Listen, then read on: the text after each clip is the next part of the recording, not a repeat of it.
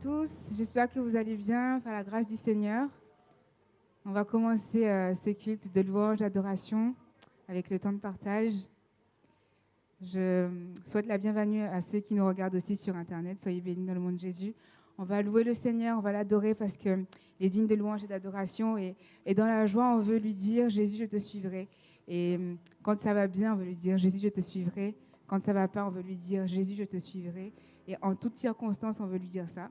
C'est vrai que Jésus, il a dit que si que quelqu'un veut venir après lui, qu'il renonce à lui-même, qu'il se charge chaque jour de sa croix et qu'il le suive. Et c'est vraiment ce qu'on veut faire. On veut suivre Jésus. Et on va prendre ce chant qui dit « Jésus, je te suivrai ». Donc, j'invite à ceux qui le peuvent de se tenir debout. On va louer le Seigneur.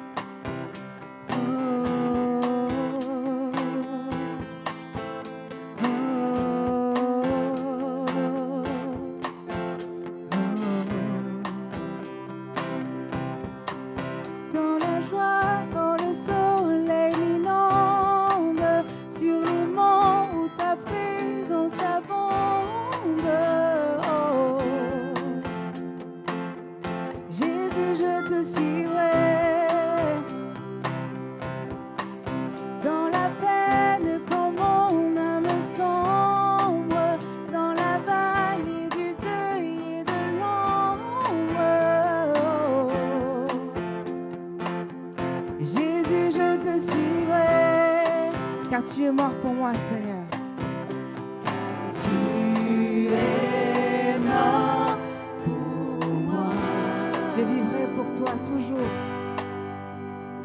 Je vivrai pour toi. Tu t'es offert. Tu t'es offert sans rien garder. Tu as souffert pour me sauver.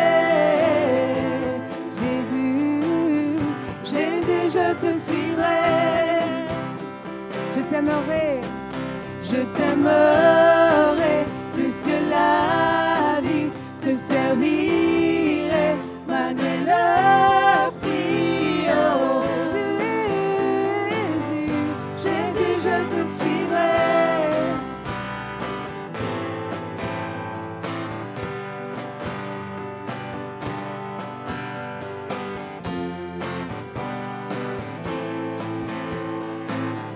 Confiant.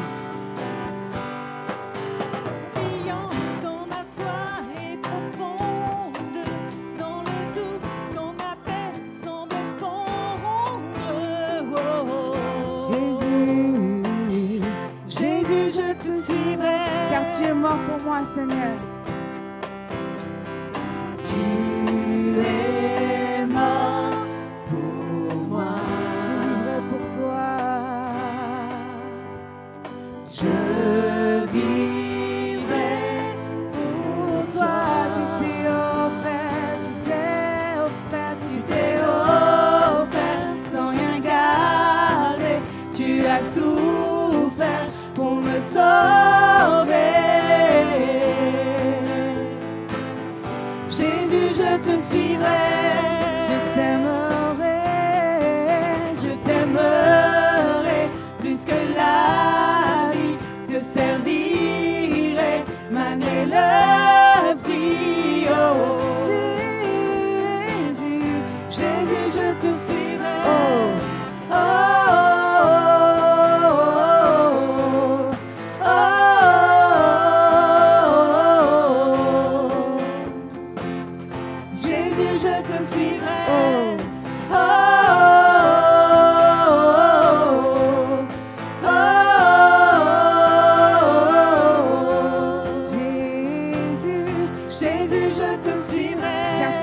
pour moi, Seigneur. Car tu es mort pour moi. Je vivrai pour toi.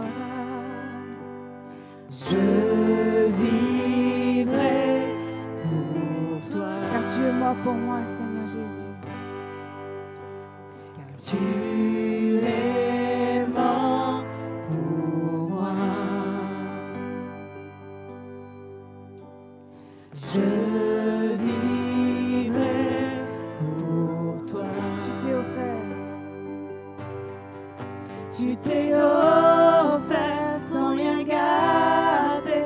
Tu as souffert pour me sauver. Jésus, je te suivrai. Je t'aimerai plus que la vie. Te servirai malgré le prix. Oh. Jésus, je te suivrai. Alléluia. Nous voulons suivre Jésus quoi qu'il arrive dans toutes les circonstances.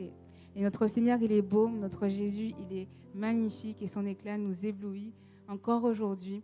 Et on veut lui dire à l'agneau de Dieu, il est élevé à la droite du Père et son sacrifice à la croix pour nous a été vraiment bénéfique parce que nous avons la vie éternelle et on veut le célébrer encore en lui disant à l'agneau de Dieu.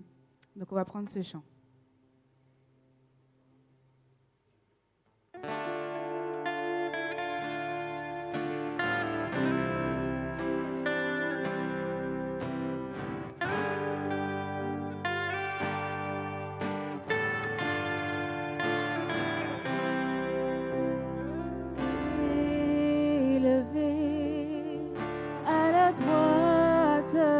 Dieu, couronné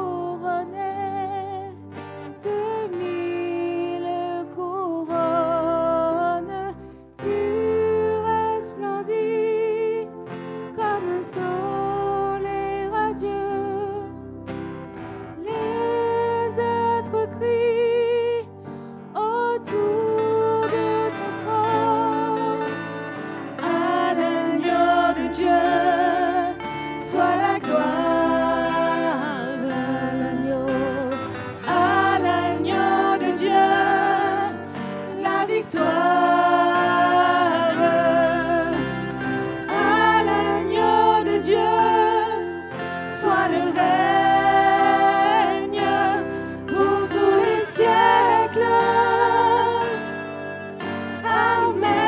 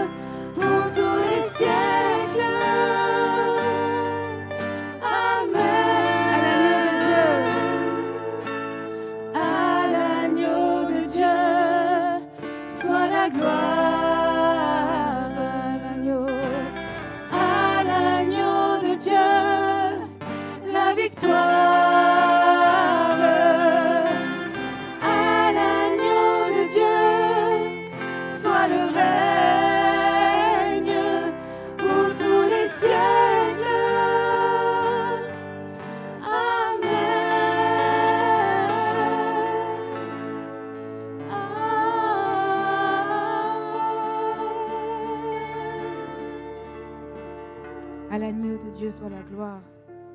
Alléluia. Il y a des fois où on pourrait se sentir indigne dans la présence du Seigneur. En tout cas, moi, ça m'est arrivé de me sentir indigne à cause de mes faiblesses, à cause de mes péchés, à cause de ce que j'étais et même de ce que le malin pouvait prévoir sur ma vie. Et j'ai pensé à ce premier miracle que Jésus a fait. Le premier miracle que Jésus a fait, c'est de transformer l'eau en vin. Et autant il a transformé l'eau en vin, autant il m'a transformé quand j'ai accepté le Seigneur comme Sauveur et Seigneur. Et ce vin que je suis devenue, c'est le sang de Jésus qui a coulé à la croix pour mes péchés. Et on va prendre ce chant qui dit prosterner parce qu'on veut déclarer que Dieu est Dieu et qu'il est capable de faire dans nos vies. Il est capable de nous transformer comme il a transformé l'eau en vin. Et on va se prosterner devant sa face et à s'attendre à ce qui nous transforme comme cette eau en vin. Alléluia. Prosterner.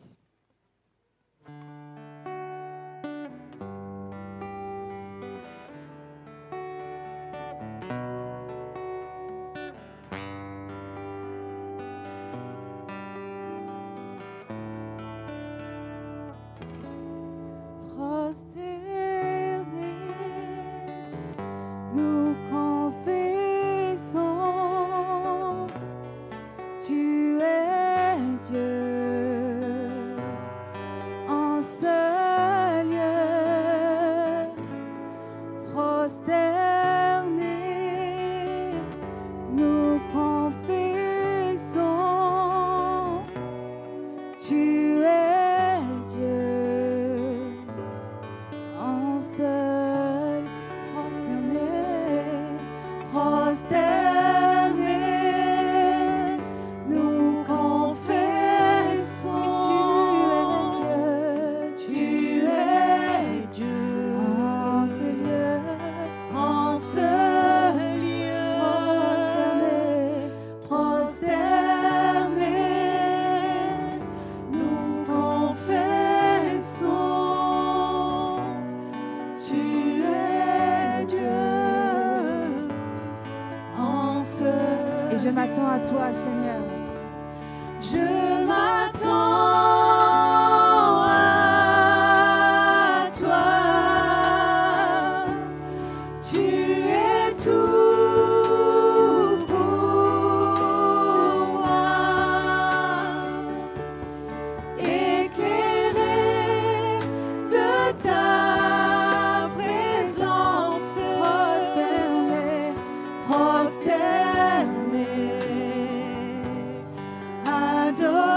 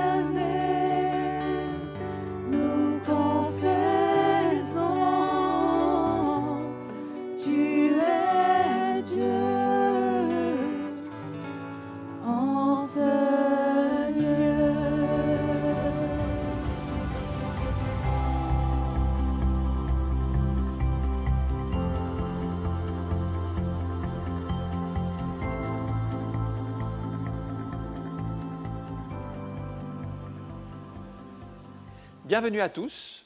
J'aimerais parler sur Paul à Athènes, dans Actes chapitre 17 et le verset 16.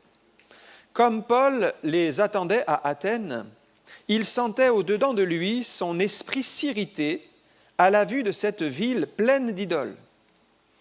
Il s'entretenait donc dans la synagogue avec les Juifs et les hommes craignant Dieu, et sur la place publique chaque jour avec ceux qu'il rencontrait. Quelques philosophes épicuriens et stoïciens se mirent à parler avec lui. Et les uns disaient « Que veut dire ce discoureur ?» D'autres, l'entendant annoncer Jésus et la résurrection, disaient « Il semble qu'il annonce des divinités étrangères. » Or, alors, ils le prirent et le menèrent à l'Aréopage en disant « Pourrions-nous savoir quelle est cette nouvelle doctrine que tu enseignes ? Car tu nous fais entendre des choses étranges. Nous voudrions donc savoir ce que cela peut être. » Or, tous les Athéniens et les étrangers demeurant à Athènes ne passaient leur temps qu'à dire ou à écouter des nouvelles. Paul, debout au milieu de l'Aréopage, dit « Hommes athéniens, je vous trouve à tous égards extrêmement religieux, car en parcourant votre ville et en considérant les objets de votre dévotion, j'ai même découvert un autel avec cette inscription « À un Dieu inconnu ». Ce que vous révérez sans le connaître, c'est ce que je vous annonce, le Dieu qui a fait le monde et tout ce qui s'y trouve, étant le Seigneur du ciel et de la terre, n'habite point dans des temples faits de mains d'hommes, il n'est point servi par des mains humaines comme s'il avait besoin de quoi que ce soit, lui qui donne à tous la vie, la respiration et toute chose. Il a fait que tous les hommes, sortis d'un seul sang, habitent sur toute la surface de la terre, ayant déterminé la durée des temps et les bornes de leur demeure. Il a voulu qu'ils cherchent le Seigneur et qu'ils s'efforcent de le trouver en tâtonnant, bien qu'il ne soit pas loin de chacun de nous, car en lui nous avons la vie, le mouvement et l'être. C'est ce qu'ont dit aussi quelques-uns de vos poètes. De lui nous sommes la race. Ainsi donc, étant de la race de Dieu, nous ne devons pas croire que la divinité soit semblable à de l'or, à de l'argent ou à de la pierre, sculptée par l'art et l'industrie de l'homme. Dieu, sans tenir compte des temps d'ignorance, annonce maintenant à tous les hommes, en tout lieu, qu'ils ont à se repentir, parce qu'il a fixé un jour où il jugera le monde selon la justice, par l'homme qu'il a désigné et dont il a donné une preuve certaine en le ressuscitant des morts. Lorsqu'ils entendirent parler de résurrection des morts, les uns se moquèrent, les autres dirent « Nous t'entendrons là-dessus une autre fois ». Ainsi, Paul se retira du milieu d'eux. Quelques-uns, néanmoins, s'attachèrent à lui et crurent. Denis, l'Aréopagite, une femme nommée Tamaris et d'autres avec eux. Amen. Nous retrouvons Paul ici dans son deuxième voyage missionnaire, lorsqu'il a été conduit et appelé par le Saint-Esprit à se rendre en Macédoine. Et la semaine dernière, on a parlé de ce qui s'est passé dans la ville de Philippe, première ville de Macédoine dans laquelle ils sont arrivés. Et il y a eu 3 événements glorieux qui se sont passés, puisque une femme qui s'appelait Lydie, marchande de pourpre, a été touchée par le message de la grâce de Dieu. Elle a donné son cœur au Seigneur et s'est fait baptiser ainsi que sa famille. Une femme habitée d'un esprit de pythonis, c'est-à-dire un esprit de révélation, a été délivrée, libérée de cette influence démoniaque. Elle s'est donc donnée au Seigneur. Et puis enfin, un geôlier qui était sur le point de se suicider a été sauvé par la grâce de Dieu et lui et sa famille se sont fait baptiser. Et nous trouvons là déjà les premières familles qui ont constitué la naissance de l'église de Philippe. Mais Paul ne s'est pas arrêté dans cette ville très longtemps. Comme vous le savez, c'est un apôtre et le but d'un apôtre, c'est de fonder des églises. Et donc, il a poursuivi sa route avec ses compagnons. Il s'est rendu dans la ville de Thessalonique, un petit peu plus loin, donc on est toujours dans la Macédoine. à Bérée, et à chaque fois qu'il allait dans ces villes, il allait dans les synagogues pour parler de Jésus, pour dire que le Messie est venu, que Jésus est le Messie. Donc les choses se passaient plus ou moins bien. Par exemple, à Thessalonique, on sait qu'il a été rejeté, on n'a pas accepté ce message de la foi. Mais par contre, la Bible dit qu'à Bérée, il y a une particularité, c'est que les Juifs de Bérée ont fait un meilleur accueil à l'Évangile parce qu'ils avaient de meilleurs sentiments que ceux de Thessalonique. Et la Bible dit qu'ils examinaient chaque jour dans les Écritures si ce qu'on leur enseignait était exact. Et ça, je pense que c'est une bonne attitude. Et c'est une bonne chose que nous devons faire, parce qu'aujourd'hui, on se rend compte qu'il y a une certaine méconnaissance de la parole de Dieu. Et pourtant, sur Internet et dans tous les médias, il y a beaucoup de choses qui sont dites sur Dieu, sur la Bible, sur Jésus. Mais si vous n'avez pas une bonne connaissance de la parole de Dieu, mais je dirais pas simplement de ce que les gens disent sur la parole de Dieu, mais de la parole de Dieu, eh bien, vous allez être plus ou moins entraîné dans différents courants de pensée, différentes doctrines. Et on a besoin aujourd'hui de bien connaître la parole de Dieu, mais déjà lire la Bible, déjà la connaître et connaître le message de la parole de Dieu, c'est vraiment important. Vous voyez, ces Juifs avaient pris à cœur l'étude de la parole de Dieu. Et on se rend compte que ça manque aujourd'hui, qu'il y a des chrétiens fragiles parce qu'ils ne connaissent pas la parole de Dieu. Je vous donne une image. L'étude biblique, c'est comme le squelette à l'intérieur du corps. Si vous n'avez pas un squelette qui est vraiment solide, votre corps, il va s'effondrer. Imaginez même que vous n'avez pas de squelette en vous-même. Vous allez être flasque. Vous n'allez même pas pouvoir bouger de cette salle. Vous allez ramper. Ça serait catastrophique si on n'avait pas de squelette. Mais un chrétien qui n'a pas de squelette spirituel, c'est-à-dire qui n'a pas la connaissance de la parole de Dieu, il est flasque, il est mou et il ne peut pas se déplacer autrement qu'en rampant. Il n'a pas le squelette. Donc le squelette, c'est vraiment la parole de Dieu qui va rentrer dans votre cœur, qui va vous fortifier et qui va vous donner une solidité spirituelle. Alors c'est vrai que ça ne se voit pas, hein, le squelette, il est à l'intérieur, mais s'il n'était pas là, on serait tous embarrassés. Mais comme nous avons tous un squelette, on peut se déplacer facilement. Voilà. Et bien, c'est pareil pour l'étude de la parole, c'est à l'intérieur du cœur que va se développer cette solidité spirituelle. Donc, Paul parcourt ces villes, Thessalonique, Bérée, et il arrive jusqu'à Athènes, donc on est toujours au chapitre 17, la ville d'Athènes que nous connaissons bien, puisque c'est une ville célèbre dans la Grèce, avec tous ces dieux. Il y avait quand même des tas d'hôtels bâtis avec beaucoup de dieux, des idoles, et puis aussi avec ces philosophes. On a tous entendu parler des philosophes grecs et de leurs pensées, parce qu'on l'étudie encore aujourd'hui. Donc, quand il arrive dans cette ville, Paul est surpris par la multitude des idoles. Et là, il y a deux possibilités de réaction. Soit on se dit, oulala, dans une ville pareille, c'est même pas la peine d'annoncer l'évangile parce que personne va vouloir écouter. Première attitude, c'est l'attitude négative. Et de se dire, ça ne sert à rien, il y a déjà plein de dieux, c'est pas la peine, je vais plus loin. Ou alors l'attitude de se dire, bon, dans cette ville, ils ne connaissent pas encore l'évangile, c'est l'occasion de leur annoncer l'évangile. Et c'est l'attitude de Paul. Et je pense que ça doit être notre attitude aussi, parce qu'on est quand même dans une société où il y a aussi beaucoup d'idoles, beaucoup d'idolâtrie spirituelle. Et bien, c'est l'occasion d'annoncer Jésus, l'évangile, et de faire connaître combien il est merveilleux, combien il est bon et combien il est puissant et qu'il change les vies.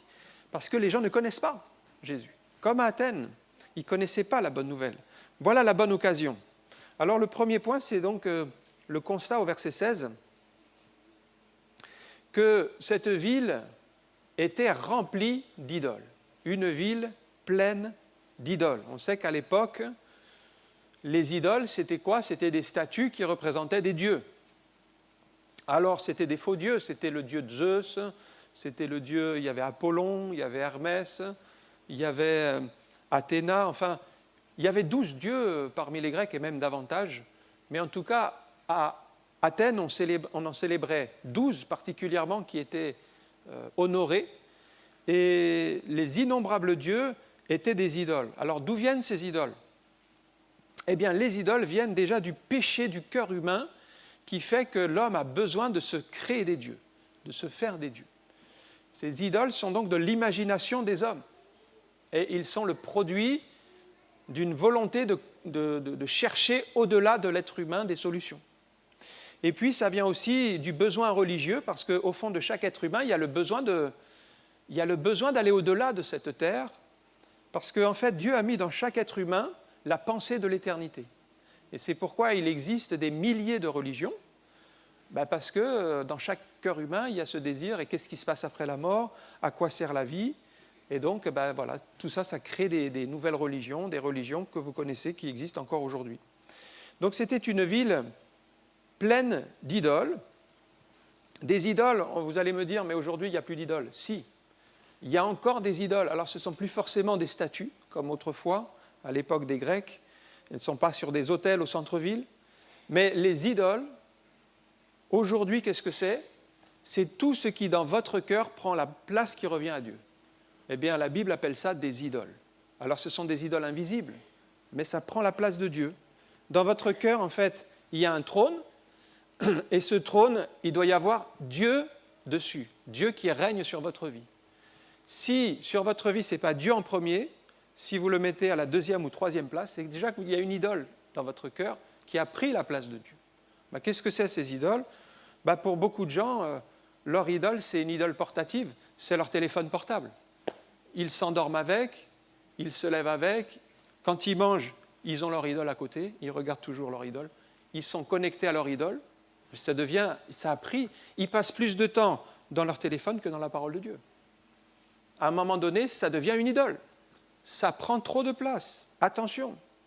Ça peut être le travail, c'est-à-dire le travail au travail, à la maison, on ramène du travail, on fait du travail le week-end, et le travail devient une idole.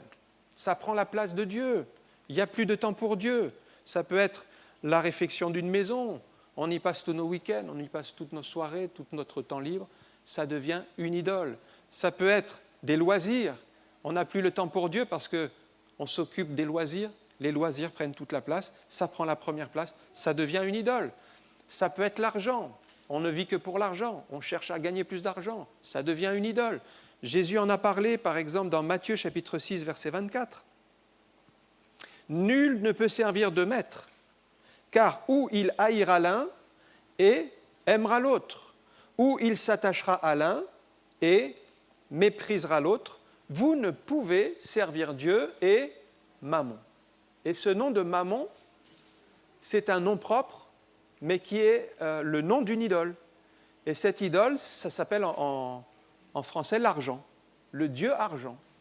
Le dieu d'argent, c'est une idole. Et certains courent après ce dieu-là pour toujours gagner plus. En fait, leur vie tourne autour de l'argent.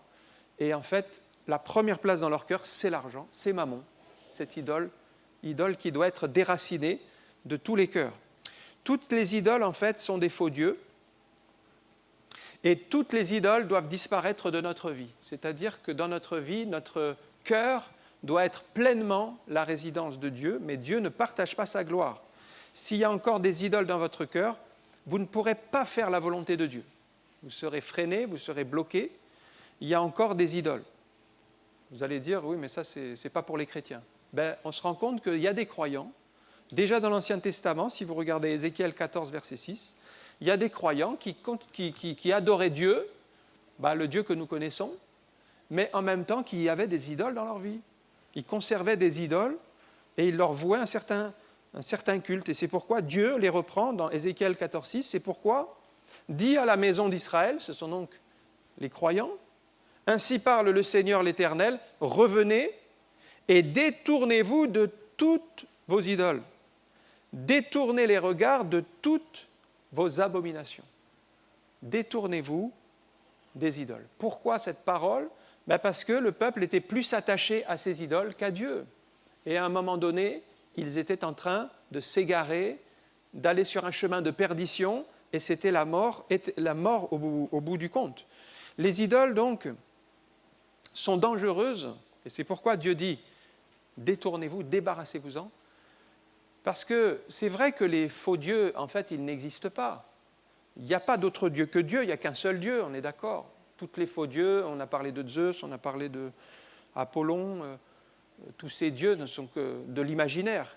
Mais il faut comprendre, et c'est Paul qui le dit, que spirituellement, derrière ces faux dieux, en fait, il y a des mauvais esprits qui sont rattachés à ces idoles. Et ces idoles, en fait, même si elles ne sont rien, elles peuvent agir dans votre vie et vous détourner des choses de Dieu. Alors Paul l'explique très bien dans 1 Corinthiens chapitre 10 et au verset 19. À l'époque, donc, on sacrifiait des viandes à des idoles. Bon, je dis des idoles, donc on va dire des statues.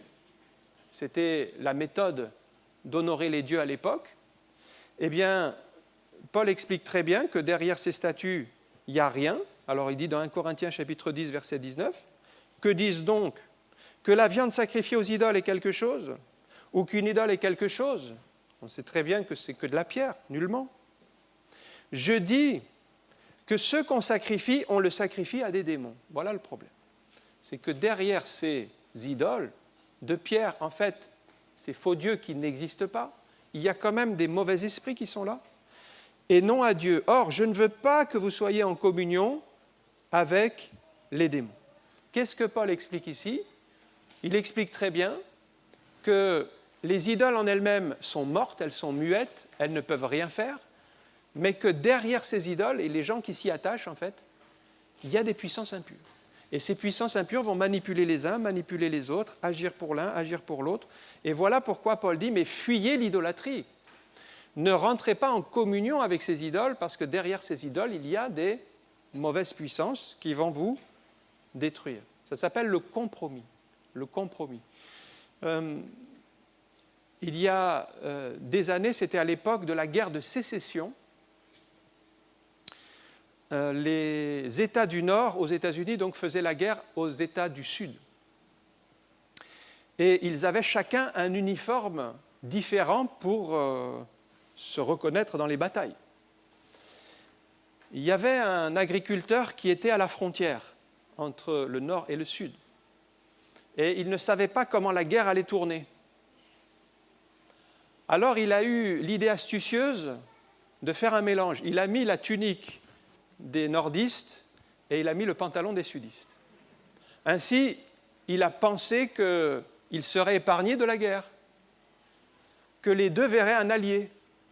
Or, quand les deux, il s'est retrouvé au centre du conflit, et quand les deux l'ont vu, en fait, les deux ont tiré sur lui. Et en fait, au lieu d'être épargné, il a été surchargé. Voilà le problème du compromis. Vous faites un compromis en prenant un peu une partie de Dieu, une partie des idoles. Vous pensez avoir l'avantage des deux, mais en réalité, vous avez le feu qui va tomber sur vous pour vous montrer que ce n'est pas possible. Vous êtes dans un compromis intenable qui va vous pénaliser, qui va vous faire souffrir. Ce n'est pas la volonté de Dieu. Dieu dit, il faut entièrement appartenir à Dieu. Et la réaction de Paul, j'aime bien, c'est au verset 16, j'aime bien sa réaction, parce que pour moi, ça doit être la réaction qu'on doit avoir aujourd'hui. Le texte dit, comme Paul attendait à Athènes, il sentait au-dedans de lui son esprit s'irriter à la vue de cette ville pleine d'idoles. Notre esprit doit s'irriter à la vue des idoles. C'est-à-dire que ça démontre quoi? Ça démontre qu'il est en bonne santé spirituelle. Parce que si la présence des idoles ou l'idolâtrie, le péché, ne vous fait pas réagir, c'est que vous êtes endormi spirituellement. Il n'y a plus de réaction, on laisse faire, on accepte, c'est pas normal.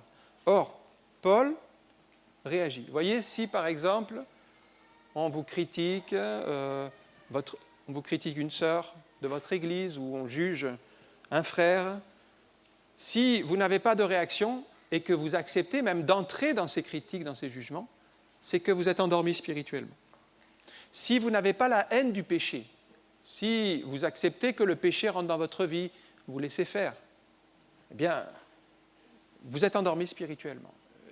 On voit que Paul, lui, il est tellement en communion avec Dieu que quand il y a des idoles, il sent son esprit s'irriter. C'est une sainte colère contre le péché.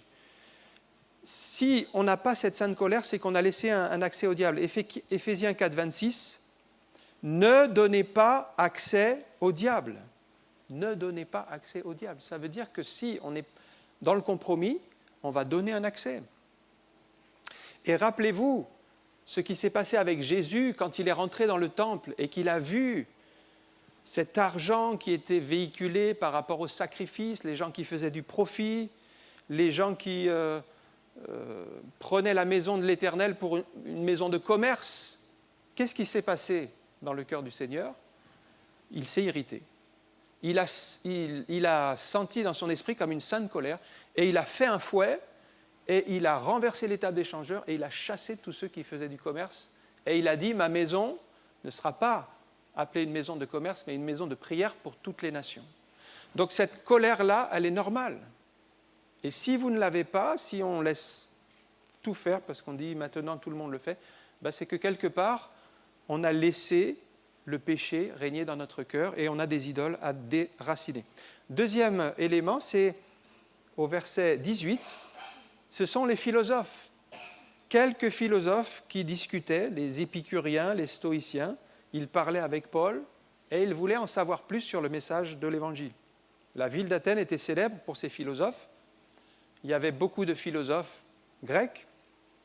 Il faut savoir que la philosophie dans l'Antiquité, c'était le sommet de la réflexion, c'était l'art de la discussion, c'était... En fait, la philosophie, c'est une tentative humaine de donner un sens à sa vie et de chercher ce qu'il y a après la mort. C'est une quête vaine parce que si vous n'avez pas Dieu, la vie n'a aucun sens. À quoi ça sert la vie? Qu'est-ce qu'il y a après la mort? S'il n'y a pas de Dieu, c'est vrai qu'il n'y a pas de sens à la vie. Et les deux courants donc, qui sont mentionnés, que Paul confronte, ce sont les épicuriens et les stoïciens. Alors les épicuriens, ce sont ceux qui aiment profiter de la vie, qui disent par exemple, il faut chercher le bonheur sur terre, il faut profiter de la vie aujourd'hui parce qu'on ne sait pas demain ce qu'il y aura, et voilà, mangeons, buvons, réjouissons-nous aujourd'hui. En fait, c'est chercher les plaisirs de la vie. Et leur objectif, c'est de trouver le bonheur. Les stoïciens, eux, c'est de dire que la raison est supérieure aux sentiments. Et ils vont donc canaliser leurs sentiments et s'interdire certaines choses, donc une vie de discipline, une vie austère, pour montrer que c'est la pensée qui règne sur leur vie. Donc toute cette sagesse humaine réunie, bien sûr, ce sont des efforts colossaux. Des efforts colossaux si on regarde tous les livres qui ont été écrits, toute cette sagesse, cette pensée, en fait, ça n'est que du vent, ce n'est que des réflexions humaines, mais qui n'ont pas d'aboutissement spirituel. Elles laissent l'homme vide. Et un chrétien n'est pas contre la recherche, contre la science. Paul lui-même travaillait avec Luc, qui était médecin.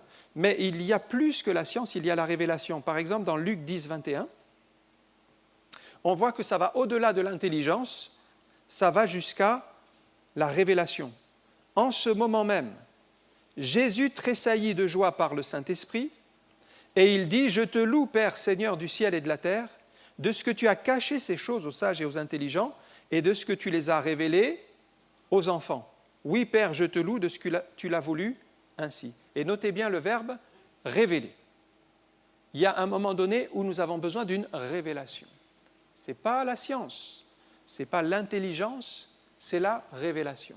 Et la révélation, c'est pour tous. Tu l'as révélé aux enfants, ça veut dire que pour connaître Dieu, il nous faut avoir un cœur d'enfant, simple, dans la foi, humble, qui accepte, un petit peu comme un enfant fait confiance à son père. Si par exemple c'est l'anniversaire un père a l'anniversaire de son enfant, il lui dit pour ton anniversaire, je vais t'acheter le vélo qu'on a vu au magasin. L'enfant, il va croire ce que son père dit, il ne sait pas comment le père va le payer, il ne sait pas comment ça va se passer, mais il croit tout simplement qu'il va avoir le cadeau qui lui a été promis. C'est une foi, on va dire, un peu simple, mais c'est ce type de foi simple que Dieu nous demande, de le considérer comme un Père qui est tout-puissant, qui est aimant, de venir à lui avec une foi simple et de croire ce qu'il nous dit, de croire, on ne sait pas comment il va le faire, quand il va le faire, on ne comprend pas ces choses, mais simplement de lui faire confiance. Le troisième point, c'était une ville surinformée. C'est au verset 21. Or, tous les Athéniens et les étrangers demeurant à Athènes ne passaient leur temps qu'à dire ou à écouter des nouvelles. Les Athéniens, déjà à l'époque, passaient leur temps à écouter des nouvelles, à partager des nouvelles. Remarquez qu'aujourd'hui, on est dans la même pensée. On a du temps, mais on ne sait pas toujours gérer le temps. On gaspille le temps par des choses futiles, des choses légères. Donc ces gens gâchaient leur temps. Psaume 90, verset 12, la Bible dit « Enseigne-nous à bien compter nos jours ». Alors on a des jours, parfois, il faut tout caser, mais il faut qu'on gère bien le temps qui nous est donné afin que nous appliquions notre cœur à la sagesse. Il y a aussi aujourd'hui des nouvelles 7 jours sur 7, 24 heures sur 24. Et ça ne finit jamais. Certains même, ils s'endorment en regardant les infos. Et la première chose qu'ils font au réveil, c'est regarder les infos. Ils vivent constamment dans les nouvelles du jour. Mais les mauvaises nouvelles, en fait, elles ne finissent jamais. Parce que si vous regardez le monde entier, il y a toujours des mauvaises nouvelles quelque part. Et ça va vous poursuivre le jour et la nuit. C'est pourquoi beaucoup de gens sont agités dans leur sommeil. Ils n'arrivent pas à dormir, ils sont tourmentés, ils font des cauchemars. Mais ils se sont nourris de toutes sortes de nouvelles et ça les accompagne dans leur sommeil. Or, nous, chrétiens, qu'est-ce que nous devrions faire? Eh bien, les dernières pensées que nous avons le soir, ça devrait être de les tourner vers Dieu et de penser au Seigneur.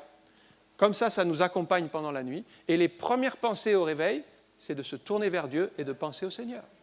Si nous respectons vraiment ces principes, eh bien, ça sera la paix. Ça sera la paix de Dieu et non pas les angoisses dans les cœurs. Regardez le psaume 4, verset 9. Ce sont des promesses dans la parole. « Je me couche et je m'endors en paix. Car toi seul, ô Éternel, tu me donnes la sécurité dans ma demeure. » Voilà une pensée qu'on peut avoir avant de s'endormir. Je me couche et je m'endors en paix parce que je pense à Dieu. Parce que Dieu est au centre de ma vie. Et je ne m'entretiens pas l'esprit de tous les problèmes de la terre, toutes les nouvelles angoissantes du jour. Je les mets de côté, mais mes dernières pensées, elles vont vers le Seigneur, en adoration, en reconnaissance. J'aime bien la version Semeur. Elle dit ceci, « Dans la paix, je me couche et je m'endors aussitôt. Grâce à toi seul, Seigneur, je demeure en sécurité. Je m'endors aussitôt. » Voilà quelqu'un qui a trouvé la paix dans la présence de Dieu. La paix n'a pas de prix. La paix, il y a quand même quelque chose à faire pour la conserver, c'est de tourner nos pensées vers le Seigneur le soir, le matin, et cela c'est notre part. Donc veillons à ne pas perdre notre temps dans des futilités. Je pense qu'on a tous le même nombre d'heures, mais on ne le gère pas tous de la même manière. Certains vont savoir mettre un temps avec le Seigneur tous les jours. Ils vont le faire parce qu'ils ont compris l'importance et la détermination. Ils n'ont pas plus d'heures que les autres, mais ils ont compris que c'est important. Et ils arrivent à le caser, malgré qu'ils sont très occupés. Et puis d'autres, ils disent ils n'ont jamais le temps. Parce qu'ils sont pris par des futilités qu'ils n'arrivent pas à comprendre, qu'elles sont secondaires. Et donc, ils les mettent toujours, il faut le faire ci, il faut faire ça, mais ils n'arrivent pas à comprendre qu'il y a un temps qui est réservé pour Dieu, qui est incontournable et qui doit être dans notre agenda. C'est un rendez-vous avec Dieu. Je prends l'exemple dans 2 Thessaloniciens, chapitre 3, verset 11. On voit ici Paul qui reprend des chrétiens parce qu'ils sont dans la futilité. 2 Thessaloniciens 3, 11. « Nous apprenons cependant qu'il y en a parmi vous quelques-uns qui vivent dans le désordre, ne travaillant pas, mais qui s'occupent de futilité. » Ils s'occupent de futilité. Ce sont des gens qui ne savent pas gérer leur temps. Et immanquablement, ils n'ont jamais de temps pour Dieu. Jamais le temps de prier, jamais le temps de lire la parole de Dieu, mais ils ont le temps pour les futilités. Je dis, c'est une mauvaise gestion du temps que nous devons rectifier. Et je termine avec le message de Paul, à partir du verset 22, puisqu'il est convié sur l'aréopage, et là on lui demande, mais quelle est cette doctrine que tu enseignes? Et là il va annoncer l'évangile. D'abord, il leur fait remarquer que les Athéniens sont extrêmement religieux. Effectivement, on a dit qu'il y avait beaucoup de dieux, des autels, à des dieux. Alors chaque dieu avait sa fonction. Il y avait le dieu de la guerre, le dieu du mariage. Il y avait même le dieu du vin, de l'ivresse. il y avait toutes sortes de dieux pour des festivités, la poésie, etc. Et en fait, à chaque activité, ils avaient leur dieu. Alors, ils étaient sûrs de manquer aucun dieu. Et ils étaient tellement sûrs ils voulaient surtout manquer aucun dieu qu'ils avaient fait un autel avec marqué dessus « à un dieu inconnu ». Au cas où il y a un dieu qu'on ne connaît pas, au moins celui-là, on l'honore aussi. Et Paul a saisi cette bizarrerie, un dieu inconnu, qu'est-ce que ça veut dire ? Il est dit, voilà, au moins celui que vous ne connaissez pas, c'est celui que moi je viens vous annoncer, c'est le Dieu qui a créé les cieux et la terre. Et là, il va commencer à leur annoncer l'Évangile. Alors, vous pouvez connaître beaucoup de religions, comme les Athéniens. Ils connaissaient beaucoup de dieux. Il y en a qui ont essayé le bouddhisme, l'islam, le christianisme, le judaïsme. On sait qu'il y a plus de 10 000 religions, mais j'aimerais vous dire ce matin, ce n'est pas une religion qui va vous sauver, c'est une personne, et cette personne, c'est Jésus. Jésus. 1 Timothée chapitre 2, verset 5. Voilà comment dit l'Évangile. Elle ne dit pas c'est une religion qui sauve, elle dit c'est une personne. Car il y a un seul Dieu et aussi un seul médiateur entre Dieu et les hommes, Jésus-Christ, homme, qui s'est donné lui-même en rançon pour nous, pour tous. Paul ne dit pas ici, Paul ne dit pas ici que Dieu a envoyé une religion entre Dieu et les hommes, mais Dieu a envoyé une personne. Et cette personne, c'est Jésus. C'est pourquoi quiconque vient à Jésus, c'est l'intermédiaire. Il rentre en relation avec le Dieu Tout-Puissant. Dieu est le créateur de tout ce qui existe. Alors Paul enseigne ces choses. D'où vient le monde ? D'où vient l'univers ? C'est encore des questions que même les scientifiques sur lesquelles ils réfléchissent. Et selon, alors, quand est-ce que l'univers a commencé à exister ? Pourquoi il existe ? Comment est-ce qu'il est venu à l'existence ? Enfin, il y a beaucoup de recherches qui sont faites encore aujourd'hui. Et vous avez entendu parler des théories. 14,8 milliards d'années, l'univers était concentré dans un petit espace plus petit qu'une molécule et qui s'est dilaté, qui a abouti à cet univers que nous voyons aujourd'hui. C'est l'explication scientifique, mais qui n'arrive pas à expliquer mais d'où vient la matière, d'où vient l'énergie, d'où viennent toutes ces choses qui existent. C'est par hasard. C'est par hasard. La science, c'est le mystère. Par hasard, tout est venu au jour. Par hasard, tout est venu à l'existence. Même la vie. La vie est venue par hasard. Tout est mystérieux. Tout est le hasard. Même la science est obligée d'expliquer l'inexplicable par le hasard. Mais si vous regardez comment la science explique, vous comprenez que c'est Dieu qui est à l'origine de tout et que le hasard, en fait, c'est parce qu'on n'a pas d'explication. Mais si on regarde comment les choses sont écrites dans la parole de Dieu, c'est très simple. Au commencement, Dieu créa les cieux et la terre. Il n'y a pas de hasard. Donc c'est Dieu. Tout ce que la science appelle le hasard, en fait, en réalité, c'est Dieu. Dieu qui est partout, Dieu qui crée le monde, l'univers, Dieu qui crée la vie, Dieu qui crée la nature, Dieu qui crée toutes choses. Le hasard ne peut pas créer des choses aussi perfectionnées. La Bible, comme Paul l'enseigne, nous parle d'un Dieu créateur qui a tout fait à partir de rien. Dieu n'a pas besoin des temples.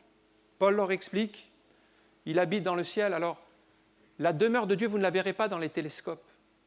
Elle est invisible à nos yeux parce qu'elle n'est pas de cette création.